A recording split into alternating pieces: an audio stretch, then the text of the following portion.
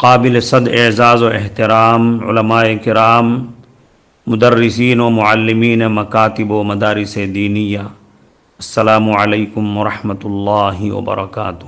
آپ حضرات اس قاعدہ علم القرآن سے واقف ہو ہی چکے ہوں گے جو چند سالوں سے مکاتب میں اور مدارس کے شعبہ ناظرہ میں پڑھایا جا رہا ہے، جو دراصل نورانی قاعدے ہی کی توسیع شدہ شکل ہے۔ اس قاعدے سے استفادہ کرنے والے مدرسین کرام کی شہادت کے مطابق قرآن سیکھنے والے بچوں کو ماشاءاللہ پہلے سے کہیں زیادہ فائدہ ہو رہا ہے۔ اس کی زائد افادیت کو دیکھتے ہوئے مکاتب اور مدارس کے ذمہ دار مدرسین اور علماء کرام اس کو قبول کرتے جا رہے ہیں، مگر جب دیکھا گیا کہ کچھ لوگ اس قاعدے کو نورانی قاعدے سے بالکل مختلف ایک دوسری کتاب سمجھ کر اور نورانی قاعدے سے بالکل ہی الگ کوئی نیا قاعدہ سمجھ کر قبول کرنے سے پہلوت ہی کر رہے ہیں، تو مناسب معلوم ہوا کہ اس کے متعلق کچھ فہمائش کر دی جائے اور اس غلط فہمی کا ازالہ کر دیا جائے اور بتا دیا جائے کہ یہ کتاب نورانی قاعدے سے کچھ مختلف نہیں ہے، بلکہ نورانی قاعدے کی نورانیت کو بڑھانے ہی کے لیے ترتیب دی گئی ہے۔ مکاتب کے تجربہ کار معلمین کے مشورے سے نورانی قاعدے کے اسباق ہی کو کہیں زیادہ واضح بنایا گیا ہے، کہیں ضروری اور مفید اضافے کیے گئے ہیں اور کہیں کچھ ضروری تبدیلیاں ہوئی ہیں۔ بس آگے ان مفید اضافوں اور ضروری تبدیلیوں کی تفصیلات ملاحظہ فرمائیں۔ علم القرآن، قاعدہ علم القرآن میں 2 صفحات میں کھلے انداز میں ایسے سادے الفاظ میں کہ بچے آسانی سے سمجھ جائیں اور یاد کر لیں، تمام حروف کے مخارج لکھے گئے ہیں۔ علم القرآن،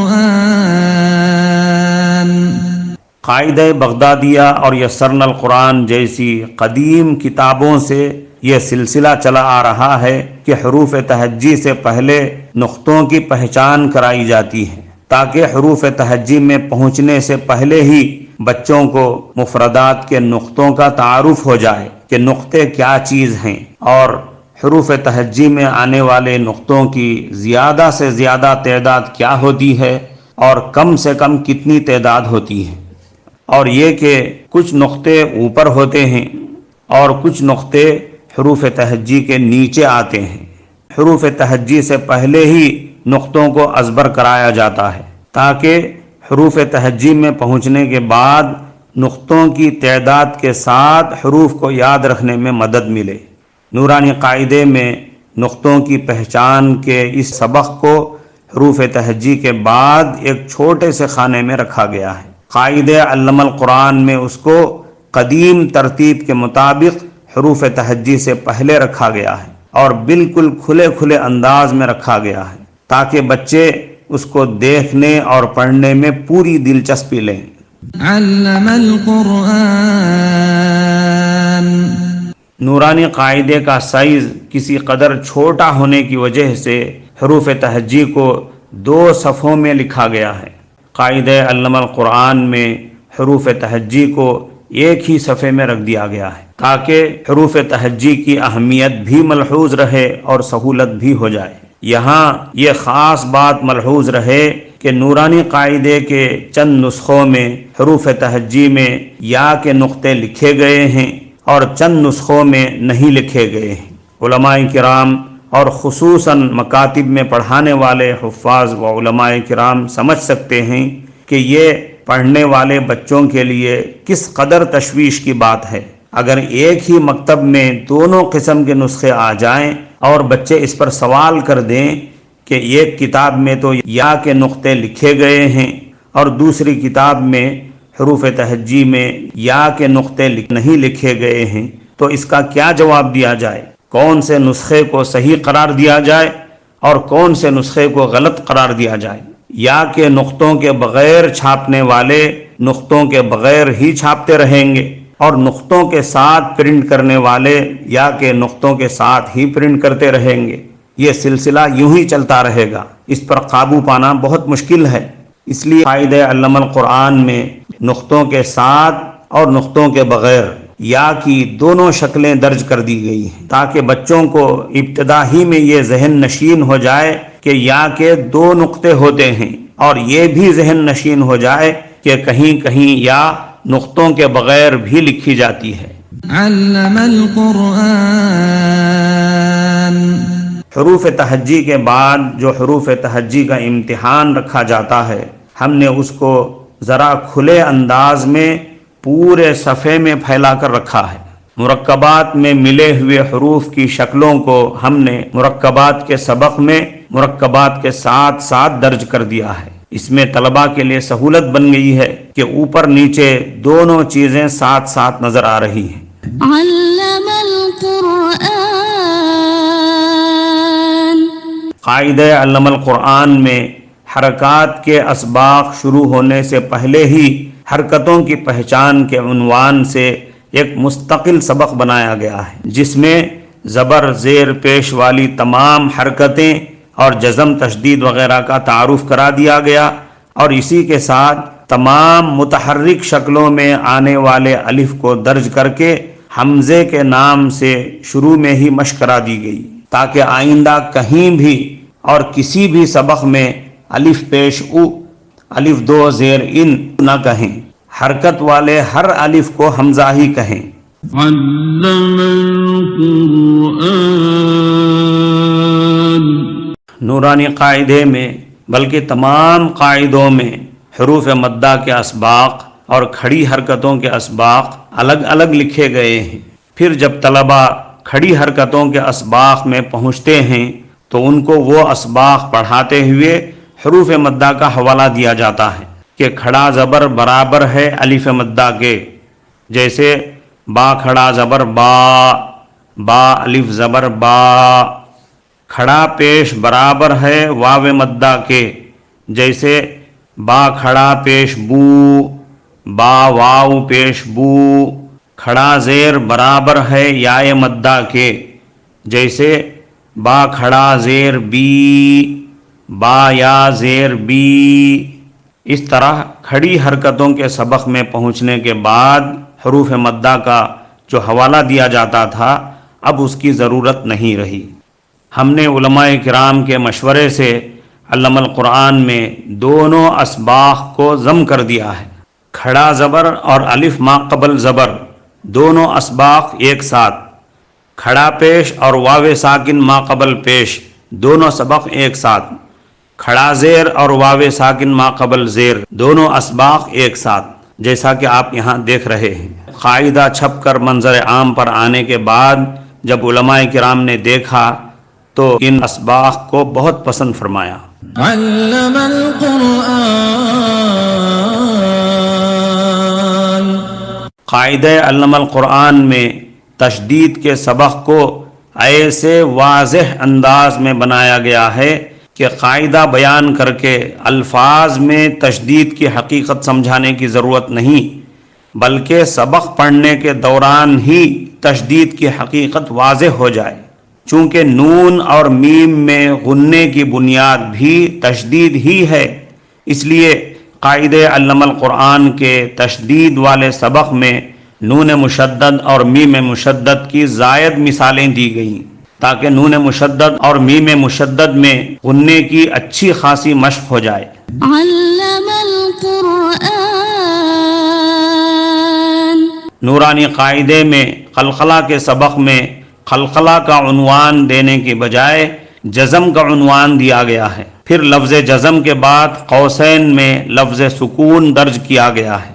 آپ اچھی طرح جانتے ہیں کہ جزم یا سکون کی ضرورت شروع ہی میں پیش آتی ہے، یا مدہ، واو مدہ، یا لین اور واو لین، اسی طرح تنوین و نون ساکن کے اسباق میں۔ یہ در حقیقت قلقلہ کا سبق ہے۔ قلقلہ کے سبق کے لیے سبق کی پیشانی پر لفظ قلقلہ کا عنوان دینا چاہیے، بنا براں ہم نے قلقلہ کے سبق میں قلقلہ کا سبق کا عنوان دیا ہے۔ علم القرآن،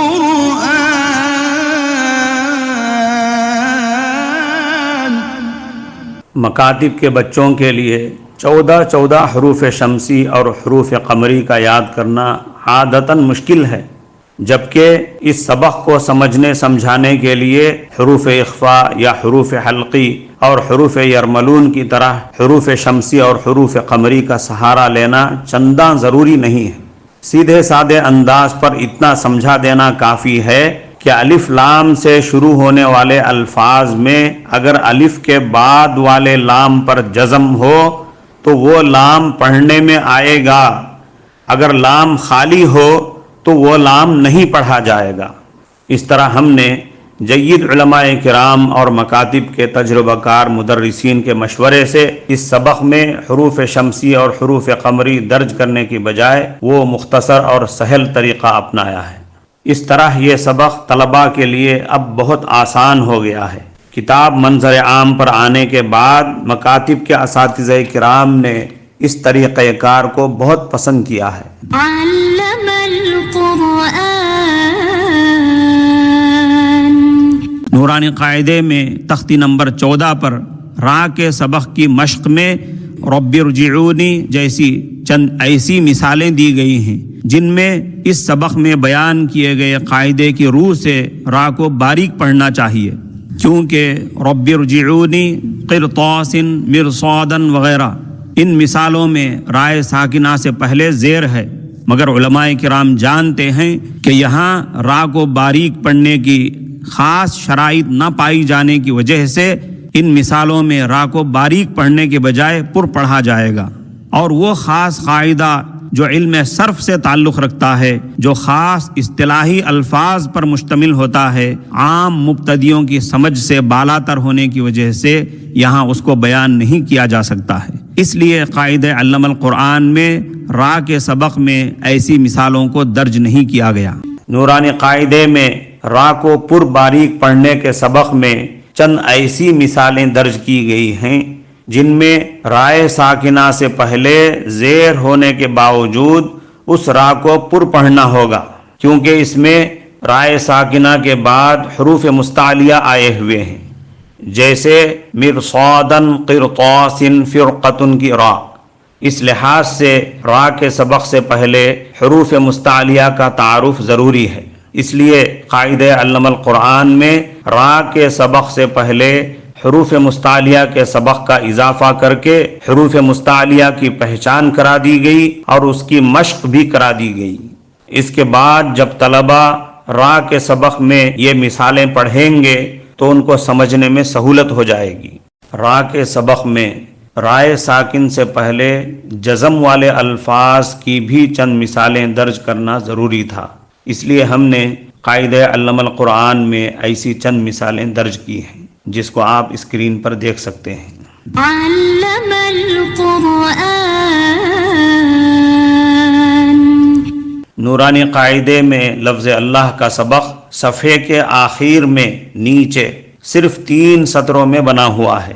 ہم نے قاعدہ علم القرآن میں اس مقدس سبق کو اس کا صحیح مقام دیتے ہوئے صفحے کے بالائی حصے میں رکھ دیا، اور چونکہ لفظ اللہ کو پر پڑھنا اتنا آسان نہیں ہے کہ 2-3 مثالوں کی مشق سے پہلے ہی دن بچے اس کو پر پڑھنے لگ جائیں، اس لیے ہم نے چند مثالیں بڑھا دی ہیں اور اس کے ساتھ ساتھ ایک امتحان بھی لگا دیا ہے جس میں چند ایسے الفاظ درج کر دیے گئے ہیں جو تلفظ میں بظاہر لفظ اللہ جیسے معلوم ہوتے ہیں، اسی لیے لوگ ان الفاظ کو بھی اللہ کے لام کو پر پڑھنے کی طرح پر پڑھنے لگتے ہیں۔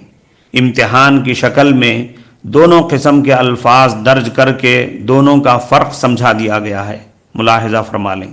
علم القرآن، نورانی قاعدے میں تنوین و نون ساکن کے 4 قواعد کی مشق کے جو 4 اسباق ہیں، اخفاء، اظہار، اقلاب اور ادغام، ان تمام اسباق کو بالترتیب ایک ساتھ نہیں رکھا گیا۔ 2 اسباق کو یعنی اظہار و اخفاء کو ایک ساتھ رکھا گیا، اس کے بعد باقی 2 اسباق کو یعنی ادغام و اقلاب کے اسباق کو 11 تختیوں کے بعد یعنی 11 اسباق کے بعد رکھا گیا ہے۔ قاعدہ علم القرآن میں ان چاروں اسباق کو یکے بعد دیگر ترتیب کے ساتھ یکجا کر دیا گیا ہے، ایک ساتھ رکھ دیا گیا ہے۔ اسی کے ساتھ یہ بھی ملاحظہ فرمائیں کہ قاعدہ علم القرآن میں اظہار و اخفاء کے اسباق کے بعد ایک امتحان رکھا گیا ہے، جس میں ایسی ملتی جلتی مثالیں دی گئی ہیں کہ اگر گہرائی سے غور نہ کیا جائے تو دونوں مثالیں اخفاء کی معلوم ہوتی ہیں یا پھر دونوں اظہار کی معلوم ہوتی ہیں، جبکہ ان میں سے ایک اخفاء کی مثال ہے اور اس کے بالمقابل دوسری مثال اظہار کی ہے۔ اس طرح طالب علم کو اظہار و اخفاء کے درمیان اچھی طرح غور کرنے کا موقع ملتا ہے، جس کے نتیجے میں اظہار و اخفاء کے درمیان اچھی تمیز حاصل ہو جاتی ہے، اسی کے ساتھ اچھی خاصی مشق بھی ہو جاتی ہے۔ علم القرآن میم ساکن کے سبق میں نورانی قاعدے میں ادغام شفوی، اخفاء شفوی اور اظہار شفوی تینوں کے قاعدے ایک ساتھ لکھ دیے گئے ہیں، جو طلباء کے لیے تشویش کا باعث بن سکتے ہیں۔ قاعدہ علم القرآن میں ہر قاعدے کے ساتھ اس کی مشقیہ مثالیں لکھ دی گئی۔ ادغام شفوی کا قاعدہ، اس کے ساتھ اس کی مشقیہ مثالیں، اخفاء شفوی کا قاعدہ اور اس کے ساتھ اس کی مثالیں، اظہار شفوی کا قاعدہ لکھا گیا، اس کے ساتھ اس کی مثالیں لکھ دی گئیں۔ علم القرآن بطور خاص توجہ فرمائیں کہ ادغام کے سبق کے آخر میں اظہار مطلق کا ضمنی سبق بھی قاعدہ علم القرآن کا ایک مفید اضافہ ہے، ملاحظہ فرمائیں۔ علم القرآن قاعدہ علم القرآن میں حروف مقطعات کے سبق کے ساتھ اس کا قاعدہ بھی درج کر دیا گیا ہے، اسکرین پر ملاحظہ فرمائیں۔ علم القرآن مد عارض وقفی کا سبق قاعدہ علم القرآن کا اضافہ مفیدہ ہے، جس کو بہت سے اساتذہ کرام نے بہت پسند کیا ہے۔ علم القرآن یہ سبق جو آپ کو اسکرین پر نظر آ رہا ہے نورانی قاعدے میں رسم الخط کے سبق کے نام سے موسوم ہے۔ طلباء کی آسانی کے پیش نظر قاعدہ علم القرآن میں اس سبق کو الف کا ترک تلفظ نام دیا گیا ہے، اور نورانی قاعدے میں اس سبق کے تحت درج کردہ مشتملات کو 3 اسباق میں تقسیم کرتے ہوئے اس کے 3 اسباق بنائے گئے ہیں۔ علم القرآن رسم الخط کے سبق میں لفظ انا کی صرف ایک مثال درج تھی، اس کی چند مثالیں بڑھا کر اس کا باقاعدہ لفظ انا کا سبق کے عنوان سے ایک سبق بنا دیا گیا ہے، جس سے اس کی اہمیت بھی ظاہر ہوتی ہے اور اس کی اچھی خاصی مشق بھی ہو جاتی ہے۔ اسی کے ضمن میں چند ایسے الفاظ بھی درج کر دیے گئے ہیں جو لفظ انا ہی کی طرح لکھے ہوئے ہوتے ہیں، لیکن چونکہ وہ واحد متکلم ضمیر مرفوع منفصل نہیں بلکہ فعل کا حصہ ہیں، یا پھر جمع متکلم کی ضمیر منصوب متصل ہے، اس قسم کے انا میں آنے والے الف کو نہیں چھوڑا جائے گا بلکہ ہر حال میں پڑھا جائے گا۔ مبتدیوں کو ابتدائی میں اس کا فرق سمجھانا ضروری تھا، اس لیے یہاں قاعدہ علم القرآن میں دونوں قسم کے لفظ انا میں آنے والے الف کے پڑھنے نہ پڑھنے کا فرق واضح کر دیا گیا ہے۔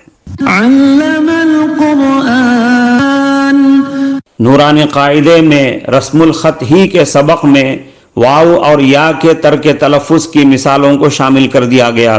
قاعدہ علم القرآن میں مزید چند ضروری متعلقہ مثالوں کے اضافے کے ساتھ اس کا باقاعدہ ایک سبق بنا دیا گیا ہے۔ اس میں طالبین قرآن کے لیے بڑی سہولت ہو گئی ہے۔ علم القرآن ادغام صغیر کا سبق، یہ قاعدہ علم القرآن کا مفید اضافہ ہے۔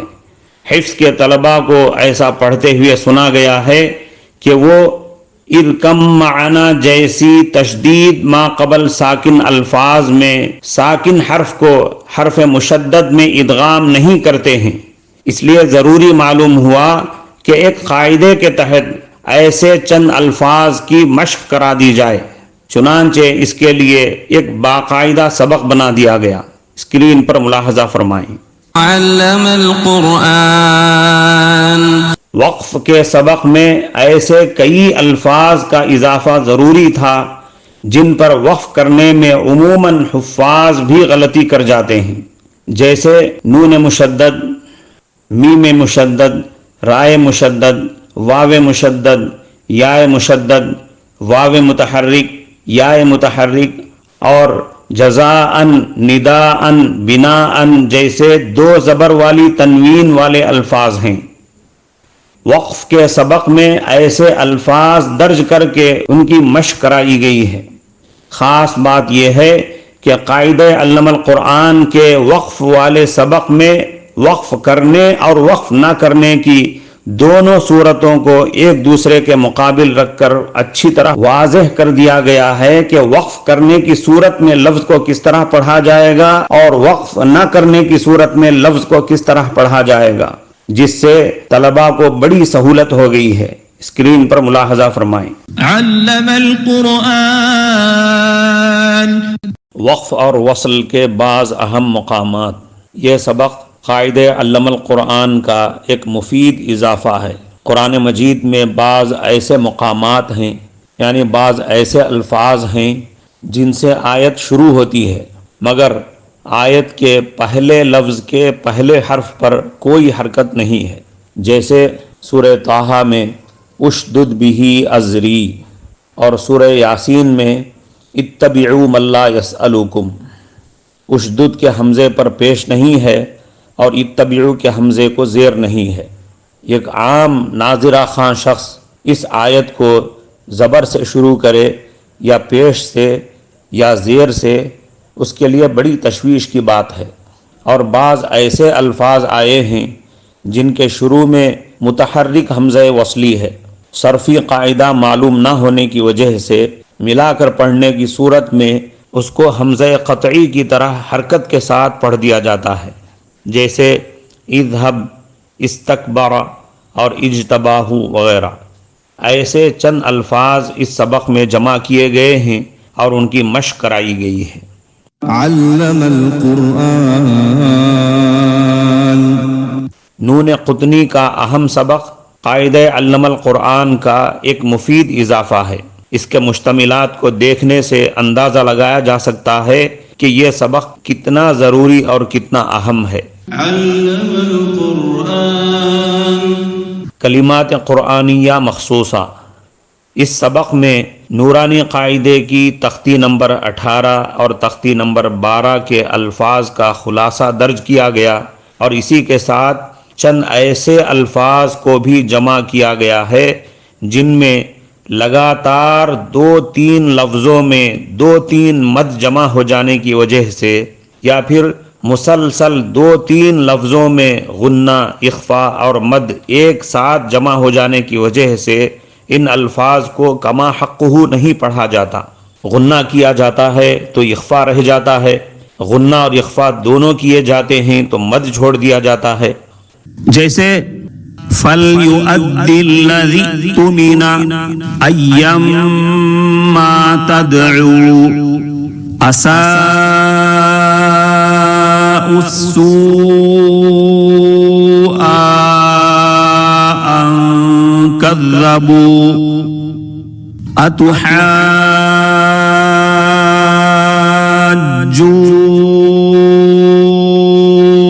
أَتُحَاجُّونِّي كأنها جان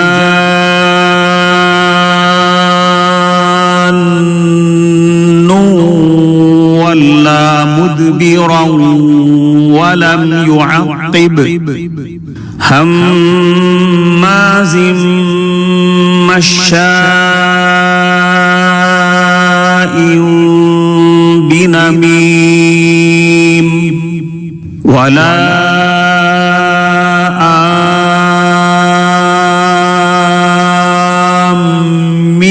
البيت الحرام تأمروني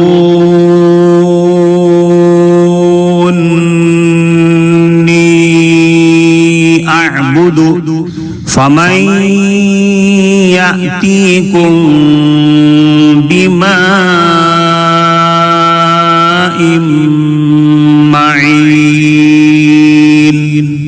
ایسے چند الفاظ کو جمع کر کے اس سبق میں ان کی مشق کرائی گئی ہے. بطور خاص ملاحظہ فرمائیں کہ اس سبق میں بسم اللہ مجریہا اور اعجمی جیسے خاص الفاظ کو بھی درج کیا گیا ہے. بسم اللہ مجریہا میں مجریہا کے را کو کھڑا زبر کے عام قاعدے کے خلاف امالے کے ساتھ پڑھا جاتا ہے، اور روایت حفص کے مطابق لفظ اعجمی کے دوسرے حمزے کو تحقیق کے بجائے تسہیل کے ساتھ پڑھا جاتا ہے. عرب کے 3 الگ الگ قرائے کرام کی آوازوں سے یہاں اس قرآنی لفظ کو پیش کیا گیا ہے. خوب غور سے سن کر اس کو سمجھیں اور اس کے مطابق مشق بھی کر لیں، کیونکہ ہم جو روایت حفص کے مطابق قرآن پڑھتے ہیں، اس روایت کے مطابق اس لفظ کے دونوں حمزے ایک ہی انداز میں سختی کے ساتھ ادا کرنا صحیح نہیں ہے. پہلا حمزہ سختی کے ساتھ ادا کیا جائے، سختی کا مطلب جیسے عام طور پر حمزہ ادا کیا جاتا ہے، اور دوسرا حمزہ نرمی سے ادا کرنا چاہیے. ملاحظہ فرمائیں. اعجمی اعجمی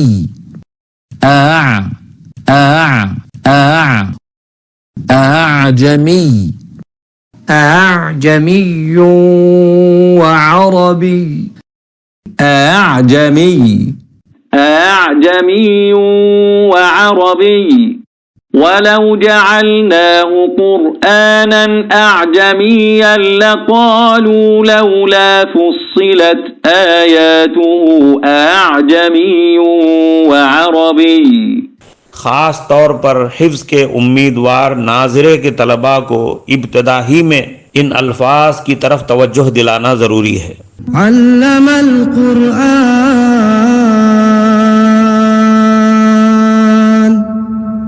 متفرقات قرآنیہ مفیدہ، یہ قاعدہ علم القرآن کا آخری سبق ہے. نورانی قاعدے میں یہ سبق اجراء قواعد کے نام سے معنون ہے. اس سبق میں نورانی قاعدے کے مشتملات کے علاوہ دیگر چند ضروری چیزیں بھی درج کی گئی ہیں. نورانی قاعدے میں اس سبق کے تحت سکتے کی 3 مثالیں درج کی گئی ہیں. قاعدہ علم القرآن میں ان 3 مثالوں کے علاوہ ایک اور مثال بھی درج کی گئی ہے، تاکہ روایت حفص کے مطابق 4 ضروری سکتے قاعدے میں آ جائیں. بطور خاص قابل توجہ بات یہ ہے کہ اس سبق کے تحت 2 سجدے کی آیتیں درج کی گئی ہیں، کیونکہ طالبین قرآن کو ابتدائی مرحلے میں ہی یہ ذہن نشین کرانا نہایت ضروری ہے کہ قرآن مجید میں ایسے مقامات بھی آتے ہیں جن کے پڑھنے یا سننے سے سجدہ کرنا واجب ہوتا ہے. علم القرآن. قاعدے کے اسباق پورے ہونے کے بعد سورہ فاتحہ سمیت سورہ ضحیٰ سے آخر تک پارہ ام کی 22 سورتیں قاعدہ علم القرآن کے ساتھ شامل کر دی گئی ہیں، جس کو ناظرہ قرآن شروعات کا نام دیا گیا ہے. یہیں سے بچوں کا ناظرہ بھی شروع کرایا جا سکتا ہے. اسی کے ساتھ قواعد کا اجرا بھی کرایا جا سکتا ہے. قاعدہ ختم ہونے کے بعد عموماً طلباء کو جو پارہ ام پڑھایا جاتا تھا، اب اس ناظرہ قرآن شروعات سے وہ ضرورت پوری ہو جاتی ہے. جب یہ ناظرہ قرآن شروعات کا حصہ پورا کر دیا جائے گا تو اس کے بعد پہلا پارہ الف لام میم شروع کرا دیا جا سکتا ہے، یعنی طالب علم کا قرآن شروع کرا دیا جا سکتا ہے. علم القرآن. ضروریات مسلمین، اس میں کلمات، نماز کی دعائیں اور چند مسنون دعائیں درج کی گئی ہیں. بطور خاص ملاحظہ فرمائیں کہ من جملہ معروف کلمات کے کلمہ ختم نبوت قاعدہ علم القرآن کا مفید اور نورانی اضافہ ہے. اشہد ان محمد رسول اللہ وخاتم النبیین میں گواہی دیتا ہوں کہ حضرت محمد صلی اللہ علیہ وسلم اللہ کے پیغمبر ہیں اور آخری نبی ہیں۔ اس کلمے کے ذریعے بچپن ہی سے بچوں کو یہ ذہن نشین ہو جائے گا کہ نبی عربی حضرت محمد الرسول اللہ صلی اللہ علیہ وسلم ہی سب سے آخری نبی اور آخری پیغمبر ہیں۔ آپ اس حقیقت سے اچھی طرح واقف ہیں کہ تقریباً 1500 سال کا اتنا لمبا زمانہ گزر جانے کے باوجود خاتم النبیین حضرت محمد الرسول اللہ صلی اللہ علیہ وسلم کے عظیم منصب پر یعنی ختم نبوت پر حملے کا سلسلہ ختم نہیں ہوا ہے۔ اس زمانے میں بھی نبوت کے جھوٹے دعوے دار پائے جاتے ہیں اور ختم نبوت کے انتہائی اہم اور بنیادی اسلامی عقیدے سے ناواقفیت کی وجہ سے خاندانی مسلمان بھی ان دجالوں اور کذابوں کے شکار بن کر مرتد ہو رہے ہیں۔ اگر بچوں کو بچپن ہی سے یہ کلمہ ختم نبوت ازبر کرا دیا جائے تو بچپن ہی سے یہ انتہائی اہم بنیادی اور اسلامی عقیدہ ان کے دل دماغ میں ایسا بیٹھ جائے گا جیسے اللہ کے ایک خدا ہونے کا اور معبود حقیقی ہونے کا عقیدہ دل دماغ میں بیٹھ جاتا ہے۔ دارالعلوم دیوبند کے کبار علماء اور بزرگ اساتذہ کے مشورے سے یہ کلمہ دیگر کلمات کے ساتھ شامل کیا گیا ہے۔ علم القرآن۔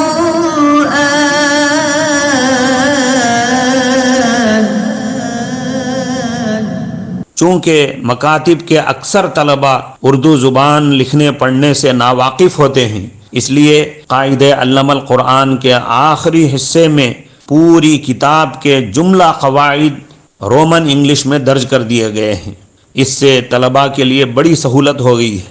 رومن انگلش میں جو قواعد لکھے گئے ہیں سبق نمبر اور صفحہ نمبر کے حوالے کے ساتھ لکھے گئے ہیں، یعنی رومن انگلش میں لکھے گئے قواعد کو وہی نمبر دیا گیا ہے جس سبق میں اور جس صفحے میں وہ قواعد آئے ہیں، جس سے سبق میں آیا ہوا وہ قاعدہ رومن انگلش والے قواعد کے درمیان تلاش کر لینا بہت آسان ہے۔ علم القرآن علم القرآن علم القرآن۔ معزز علماء کرام اور مدرسین مکاتب و مدارس، قاعدہ علم القرآن میں ایسی اور کئی زائد مفید چیزیں ہیں جو دیکھنے سے اور پڑھنے پڑھانے سے تعلق رکھتی ہیں۔ اس کی ایسی زائد اور مفید چیزوں سے طالبین و طالبات قرآن کو زائد فائدہ پہنچے گا اور پہنچ رہا ہے، مگر ادھر المیہ یہ ہے کہ ہمارے بعض حضرات اس نورانی حقیقت کو سمجھنے اور قبول کرنے کے لیے تیار ہی نہیں ہو رہے ہیں، اور یہی کہتے جا رہے ہیں کہ ہمیں نورانی قاعدے کی عادت ہو گئی ہے، ہمیں نورانی قاعدے سے عشق ہو گیا ہے، اب ہم کوئی دوسرا قاعدہ یا دوسری کتاب نہیں لیں گے، نہیں پڑھائیں گے۔ نورانی قاعدے کی عادت بھی مبارک، نورانی قاعدے سے آپ کا عشق و محبت بھی 1000 بار مبارک۔ ہم یہ کہنا چاہتے ہیں کہ آپ نے اس قاعدہ علم القرآن کو نورانی قاعدے سے بالکل الگ ایک دوسری کتاب یا دوسرا قاعدہ کیوں سمجھ لیا ہے؟ حضرت آدم علیہ السلام کے زمانے سے لے کر حضرت نبی کریم صلی اللہ علیہ وسلم کے زمانے تک جو خانہ کعبہ تھا آج بھی وہی ہے، آج بھی اسی جگہ ہے، بس صرف غلاف بدل رہا ہے۔ کیا غلاف بدل جانے کی وجہ سے آپ طواف کرنا چھوڑ دیں گے؟ کیا مسجد نبوی میں تعمیری اضافے اور توسیع و تزئین کی وجہ سے مسجد نبوی میں نماز و اعتکاف چھوڑ دیں گے؟ قرآن مجید میں نقطے اور حرکات و سکنات وغیرہ جو دور نبوت کے بعد لگائے گئے ہیں، اس کی وجہ سے کیا یہ کہا جائے گا کہ یہ موجودہ قرآنی نسخہ اس قرآنی نسخے کے خلاف ہے جو رسول اللہ صلی اللہ علیہ وسلم پر نازل ہوا تھا؟ کیا یہ سمجھ کر قرآن پڑھنا چھوڑ دیں گے؟ ذرا بصیرت و دانشمندی سے کام لیں، ایمانی وسعت ظرفی کا مظاہرہ فرمائیں اور سمجھنے کی کوشش فرمائیں۔ لباس اور غلاف بدلنے سے شخصیت اور حقیقت نہیں بدل جاتی۔ قاعدہ علم القرآن کا معاملہ بھی ایسا ہی ہے کہ ہم نے مکاتب میں خدمات انجام دینے والے، مکاتب میں 30-40 سال سے خدمات انجام دینے والے کہنہ مشق اور تجربہ کار حفاظ علماء کرام کے مشورے اور مذاکرے سے نورانی قاعدے ہی پر علم القرآن کا نورانی غلاف اڑھایا اور علم القرآن کی خوبصورت شیروانی پہنائی ہے۔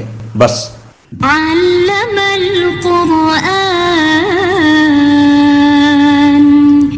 آخر میں یہ بھی ملحوظ رہے کہ قاعدہ علم القرآن کو شمال و جنوب کے چنیدہ اور بزرگ علماء کرام کی خدمات میں بھی پیش کیا گیا، تو انہوں نے بھی قاعدے کی تائید و تحسین فرمائی، اور جب دینی تعلیمی بورڈ کے قومی صدر محترم و استاذ حدیث دارالعلوم دیوبند حضرت مولانا مفتی سلمان صاحب منصور پوری دامت برکاتہم کی خدمت میں یہ قاعدہ پیش کیا گیا، تو انہوں نے اس قاعدے کا باقاعدہ مطالعہ فرما کر اس کی تعریف فرمائی اور دعاؤں سے نوازا۔ علم القرآن۔ قوی امید کی جاتی ہے کہ اب آپ تمام حضرات نورانی قاعدے کی اس توسیع شدہ شکل سے اور مفید اضافوں والے نورانی قاعدے سے یعنی قاعدہ علم القرآن سے ضرور استفادہ فرمائیں گے اور اپنے طلباء کو زائد فائدہ پہنچائیں گے۔ اللہ آپ کو اپنی شایان شان جزائے خیر عطا فرمائے۔ السلام علیکم ورحمۃ اللہ وبرکاتہ۔